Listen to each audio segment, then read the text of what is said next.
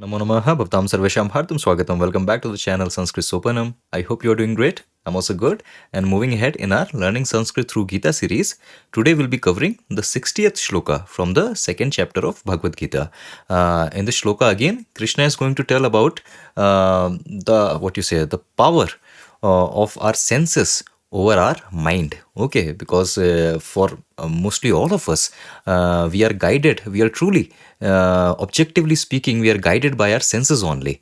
Okay, very little control over senses, and those senses, they control our mind. So that is what Krishna is going to tell us about in this particular shloka. So what we can learn from Krishna's wisdom and what we can learn from Sanskrit point of view, all this we will see. So without wasting any more time, let's quickly dive into today's video. Okay, so this is our shloka for today. Let me go through the shloka once.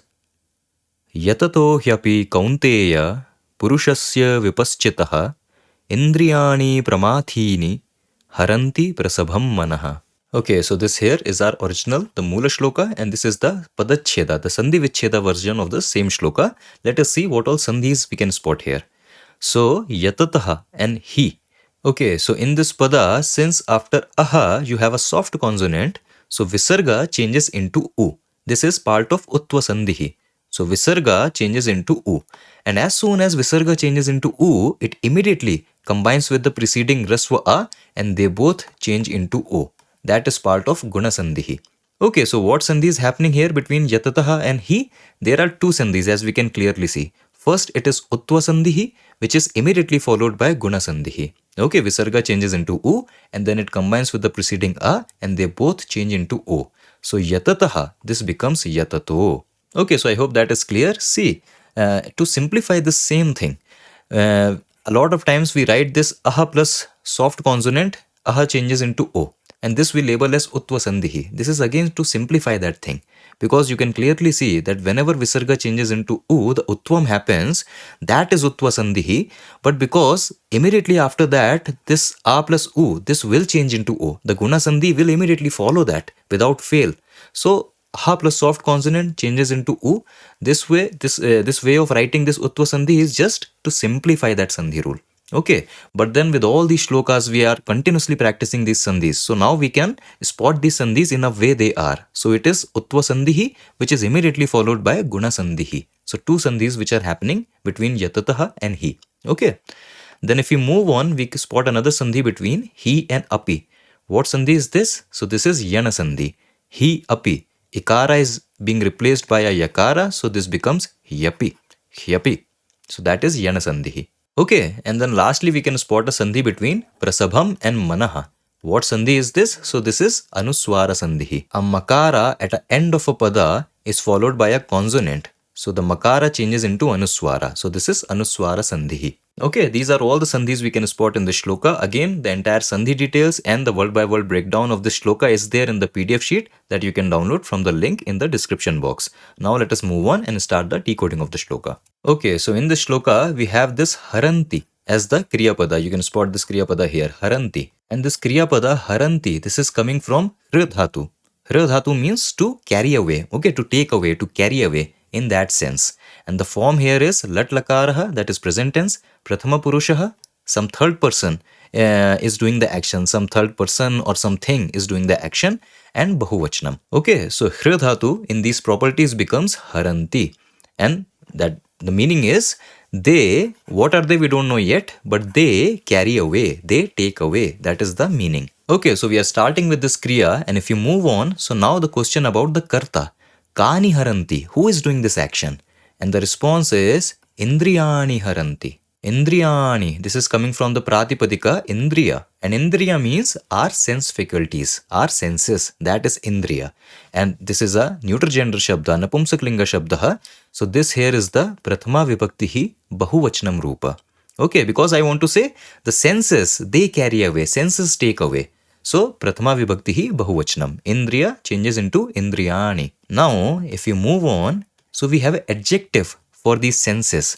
That is why I'm asking the question, Kidrishani Indriyani Haranti. What kind of senses? How are they described? Okay, and in the shloka we get Pramathini Indriyani Haranti.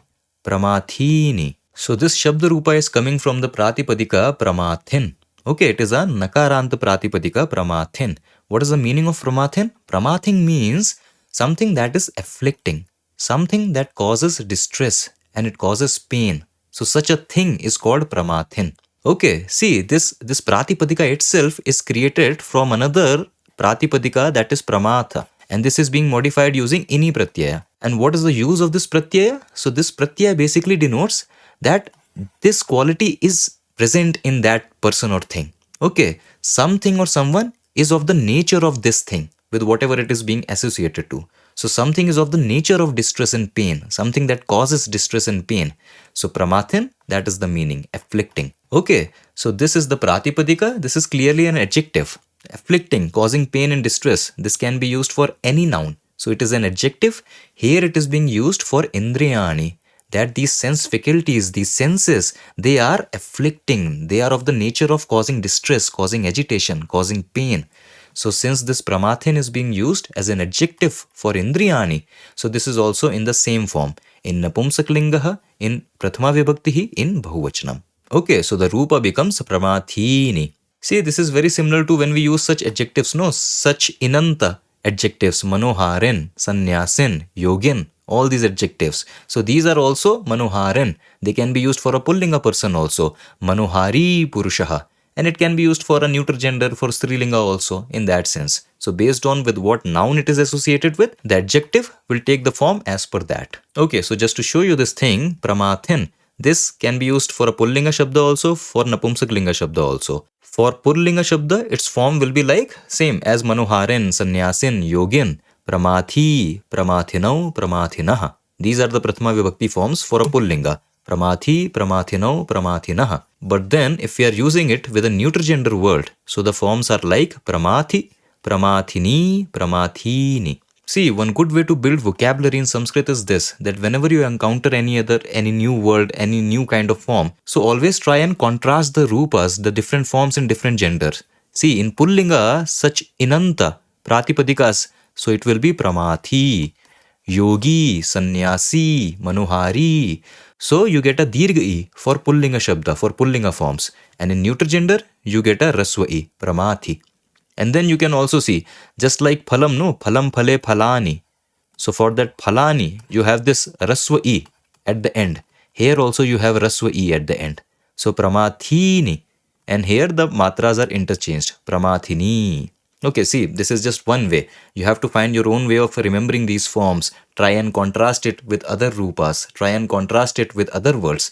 But with this comparison, with this contrast, you remember these words, these forms, and this is how you gradually build your vocabulary. Okay, so find ways to remember different words, different pratipadikas, different rupas, so that whenever you encounter any such words, you are never in doubt. Okay, again, with practice, all these things become easy, and that is what we are doing here. Okay, so pramathin changing into pramathini. Pramathini indriyani haranti. The afflicting senses, they carry away. That is the meaning we have so far. And moving on, now I am inquiring about the object of the action. That these senses carry away, but they carry away what? Pramathini indriyani kim haranti. So pramathini indriyani manaha haranti. That these afflicting senses, they carry away the mind. Manaha.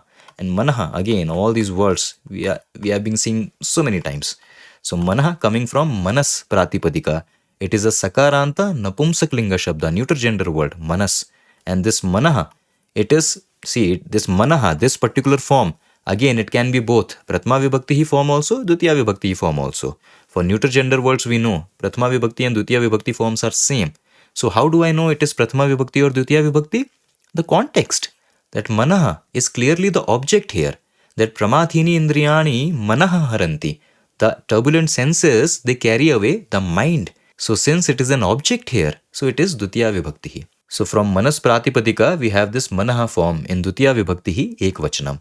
And the meaning is also clear, that the turbulent senses, they carry away the mind. Okay, and then moving on, my question is, pramathini indriyani manaha katham haranti. That in what way the senses carry away the mind? And the response is, pramathini indriyani manaha prasabham haranti. Prasabham, this means forcibly, violently. That the senses, they carry away the mind forcibly, violently. So that is this prasabham. This prasabham, you can see with the meaning it gives, this prasabham is a adverb. What we say in Sanskrit, no, kriya visheshana, that it is a visheshan for a kriya, it is adverb. So this prasabham is that. And in Sanskrit, whenever you have any adverb, a kriya visheshana, the form is always neuter gender, napumsaklinga, and dvitiya vibhakti and ekvachanam. Okay, this is like a thumb rule, that whenever you have any adverb, a kriya visheshana, so it is a napumsaklinga shabda in dvitiya vibhakti hi ekvachanam. It is like a thumb rule. Okay, so akaranta prasabha shabda, but neuter gender. And what is the form? Dvitiya vibhakti hi ekvachanam. Okay, so the entire sentence is pramathini indriyani manaha prasabham haranti, that the afflicting senses, they carry away the mind forcibly. Okay, that is the context so far. That is what Krishna is informing us about the nature of these senses. Now we are inquiring about kasya manaha haranti, that these senses, they carry away the mind of who? Kasya manaha haranti. And we have indriyani purushasya manaha prasabham haranti, that the senses carry away the mind of a person, purushasya manaha. Okay, person in general. But then Krishna is giving us few more detail. That is why I am asking the question, kidrishasya purushas, what kind of a person? And here he is informing us that pramathini indriyani vipaschitaha purushasya manaha prasabham haranti. Vipaschitaha. This is coming from the pratipadika vipaschit. Okay, that is the pratipadika. It is a takaranta pratipadika. It is again also an adjective. Vipaschit basically means wise. Okay, one who is learned, one who is wise. That is this takaranta shabda vipaschit. And since it is being used as an adjective for this purushasya, so this pratipadika is also in the same form of purushasya. So it is also in pullingaha shashti vibhaktihi ekvachanam. And that is the form vipaschitaha. So pramathini indriyani vipaschitaha purushasya manaha prasabham haranti, that the turbulent senses, they forcibly carry away the mind of wise person, of wise people. Okay, and that's just not it. Because in the next line, he also says, yatataha vipaschitaha purushasya manaha prasabham haranti. One more adjective, yatataha. This is coming from the pratipadika yatat. Okay, and yatat, this basically means one who is striving, one who is making an effort. That is this yatat. Okay, again a takaranta adjective. And since we are using it for purushasya only, so same form. Pullingaha shashti vibhaktihi ekvachanam. Yatat changing into yatataha. And with this, we have the full information. That Krishna is telling us that these turbulent senses, they forcibly carry away the mind of even a wise person who is yatata, who is striving, who is making an effort to control the mind. Okay, the senses carry away the mind of a striving wise person. Okay, see this yatataha. Again, you know that all the adjectives, all the words that we can get in Sanskrit, they have somehow come from a dhatu only. Okay, dhatu is the seed from which we get different words in Sanskrit. It is just a matter that with what pratyaya, with what suffix, we are modifying this dhatu. Different suffixes create different types of things with a dhatu. Okay, so you see this pratipadika, we saw this pratipadika yatat, which means one who is striving, one who is making an effort. This is also coming from dhatu only. The dhatu is yat dhatuhu. Yat dhatu means to try, to make an effort. And we are modifying this dhatu with shatra pratyaya. Okay, see, we know from dhatu, if you have to create a word, so we use krit pratyaya. That is why those words are called krit anta, kridanta. So this yat dhatu is being modified using shatra pratyaya, and we get the pratipadika yatat, while striving, or one who is striving, one who is making an effort. Okay, so yatat, this is a kridanta. Kridanta is just a technical term of a new word which is made from a dhatu using krit pratyaya. Krit anta, kridanta. So yatat is a kridanta and it is an verb-based adjective after all.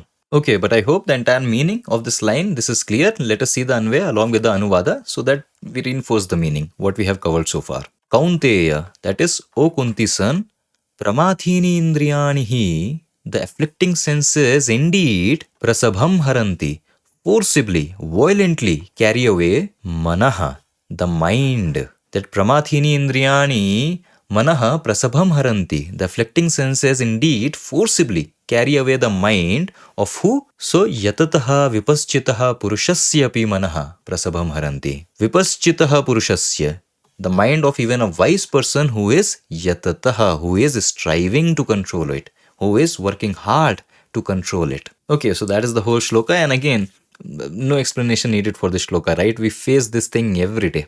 Okay, we can try hard to establish a schedule, establish a discipline in our life, but the mind which operates through the five senses, these five senses are like a five gateway through which the mind goes out and interact with different sense objects. So these gates, these senses, they are so powerful that no matter how much we try to control our mind, but these senses, they have this capacity to take away, to carry away the mind in whatever direction the sense objects and the senses they are allowing us to go. Okay, so such is the power of senses. That is what Krishna is informing. And why he is informing this? Again, because through Arjuna, he is speaking to all of the humanity. He is speaking to the seeker, the spiritual seeker inside all of us. And he's clearly telling us with this statement that if you want to progress in your spiritual journey, if you really want to progress in your spiritual journey, then senses are something you have to be very conscious about. You have to keep your senses under control. Okay, it is okay to experience the different sense objects once in a while. That is okay. But if those sense objects are guiding you, if they are making you walk and go and move in their pace, then that is something which we have to consciously stop. So we have to bring our senses under our control. Okay, our mind, our intellect should guide them. It should not be the other way around. So that is what that is the message we get from this shloka. That if we want to proceed, if we want to progress in our spiritual journey, we have to bring senses under our control. Okay, we have to be mindful and conscious about this thing. Otherwise, the senses, if we are careless, then these senses, they will violently, forcefully carry away the mind of even a wise person. Okay, and that is what we hear from our stories also, no? The rishis, so they do tapas, they do meditation for a long time, but then something happens. Okay, something happens in our stories. Generally, it is shown that Indra, he becomes insecure of his throne, and then he sends some apsara to disrupt the tapasya of a yogi. Same pattern we have seen in our stories. What do we learn from those stories? Indra, he represents our mind. And whenever we are trying to bring senses under control, the mind under control, the mind, he is losing the authority. So he agitates. He becomes insecure of his position. And then he sends you powerful distractions. Okay, Indra sends Apsara. These are all symbolic. Okay, our mind sends powerful distractions, and then we can we can remain firm, we can remain steady in maybe one obstacle, two obstacle, three obstacle. But ultimately, if we are careless, if we let go of our control, then one of that obstacle is going to bring us back to that square zero, the initial position. And that is what used to happen to our yogi sannyasins. Okay, it happened to Vishwamitra also, the greatest rishi. But with his story also we saw that for a tiny moment he gave up the control, and then again back to square zero. He understood that, okay, again the senses, they have forcefully carried away the mind because I was not that careful. Okay, so in this spiritual journey, bringing senses under control, very important. And that is the message Krishna is giving us through this shloka. So I hope everything was clear, all the padas, they were clear. If I missed out anything, you have the PDF sheet, go through it. I'll meet you now in another video with another shloka. Until then, stay awesome, stay happy, keep learning Sanskrit. Vayam punah milamaha. Dhanyavad.